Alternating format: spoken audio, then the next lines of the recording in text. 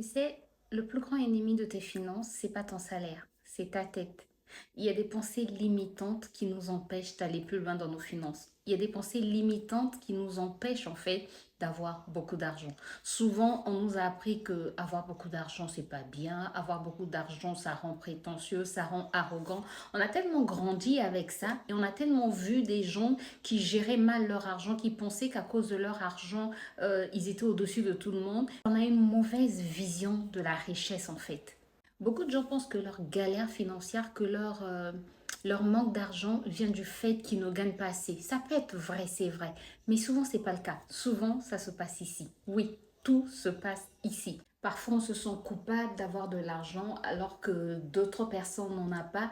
La peur de paraître aussi prétentieux parce qu'on a de l'argent, la peur de paraître prétentieux si on épargne trop, si on investit. La conviction profonde que beaucoup d'argent, c'est pas pour soi, c'est pour les autres. Voilà, l'argent, c'est pour les autres, c'est pour ceux qui sont nés dans des familles bien.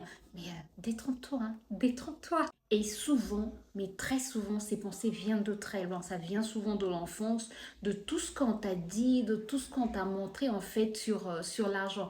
Et ça te fait prendre des décisions sans même que tu t'en rendes compte. Quand tu as des pensées limitantes, ça va te limiter dans tout. Quand tu as des pensées limitantes par rapport à l'argent, ben, ça va te limiter aussi dans tes finances. Tu vas commencer à dépenser avant d'épargner parce que tu vas te dire, ben, je ne peux pas épargner parce que je n'ai pas beaucoup d'argent. Tu vas donner plus que tu ne le peux alors que tu devrais épargner. Oui, tu peux donner, mais on ne donne pas plus que ce que... Tu ne peux pas donner ce que tu n'as pas en fait. Or, parfois, on donne et très souvent, on donne ce qu'on n'a pas. On donne plus. Tu n'oses pas en fait négocier ton salaire parce que tu te dis, ben, ce qu'on me donne, ça va déjà. La première étape, en fait, c'est juste reconnaître ça. C'est juste reconnaître que tu as des pensées limitantes. C'est juste de reconnaître que tu as...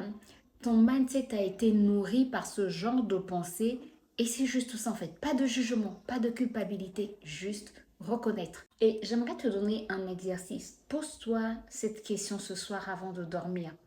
Quelle est la pensée, la phrase sur l'argent que tu as le plus entendu en grandissant? Qu'est-ce que tu as plus entendu sur l'argent en grandissant? Qu'est-ce que dans ta famille, tes proches disaient sur l'argent en grandissant? Ou même dans ton milieu professionnel, qu'est-ce que les gens disent sur l'argent? Quelles sont les pensées qui ont forgé ton caractère sur l'argent? La réponse va t'en dire long. La réponse va t'aider à sortir de ce cercle vicieux. La réponse va t'aider à sortir de cette prison.